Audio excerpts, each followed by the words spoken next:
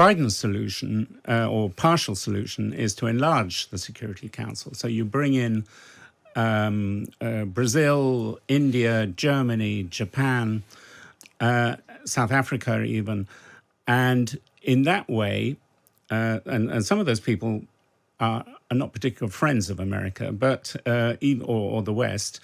But you do dilute the power of the Russian and Chinese veto, and that's the idea. Now, the catch-22 is, in order to change the UN Charter to expand the Security Council in that way, you face a veto, you guessed it, from Russia and China.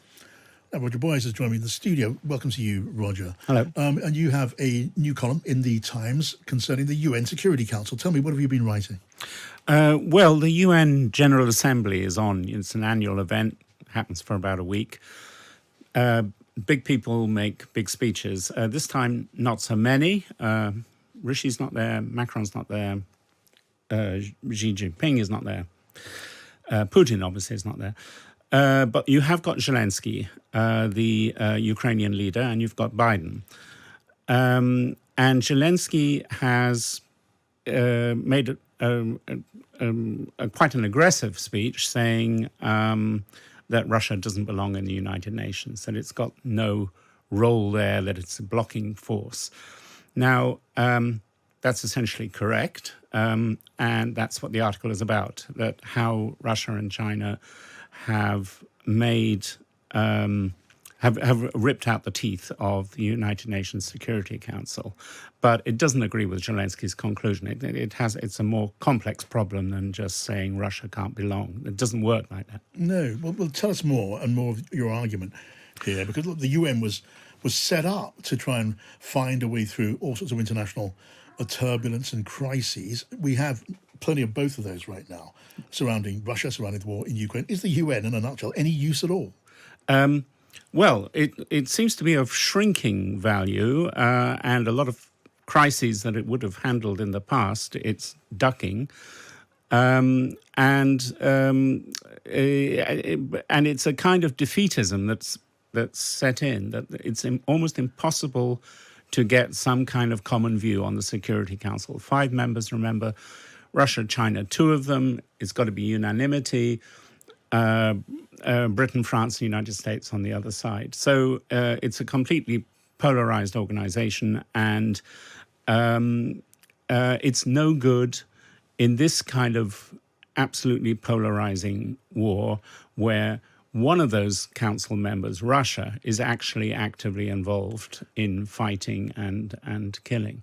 Yeah, and even at the best of times, if there was ever such a time, you could count on Russia or China or both to veto anything they didn't like, and they didn't like an awful lot of what was put before the Security Council. You end up with a hide-bound body at the heart of the UN. Yeah, that's it. And so Biden's solution, or partial solution, is to enlarge the Security Council. So you bring in Brazil, India, Germany, Japan, South Africa even, and in that way, and some of those people are not particular friends of America, but or the West. But you do dilute the power of the Russian and Chinese veto.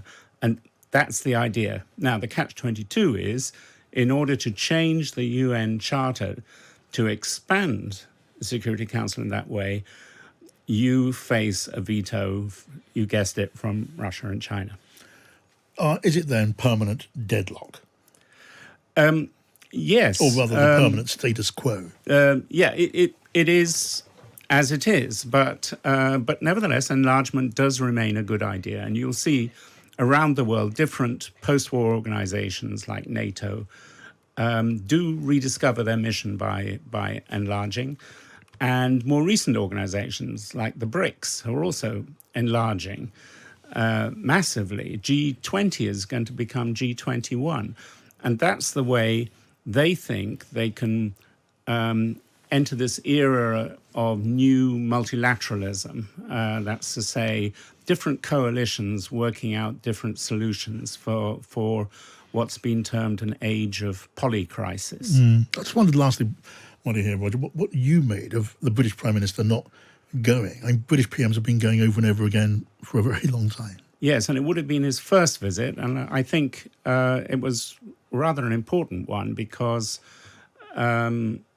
it's because the global governance is on this cusp, and it would have been good to show his face and make some clear British positions. But there are other people there representing Britain, and there are also a lot of people absent in a kind of despairing way, I think.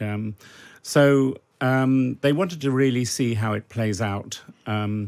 Probably a lot of them imagine that the Ukraine war will play out over the coming year. And so the next time when everybody comes, the next General Assembly in a year's time, the situation will be different. Okay, great to have you with us, Roger. Thank you. That's Roger Boyes.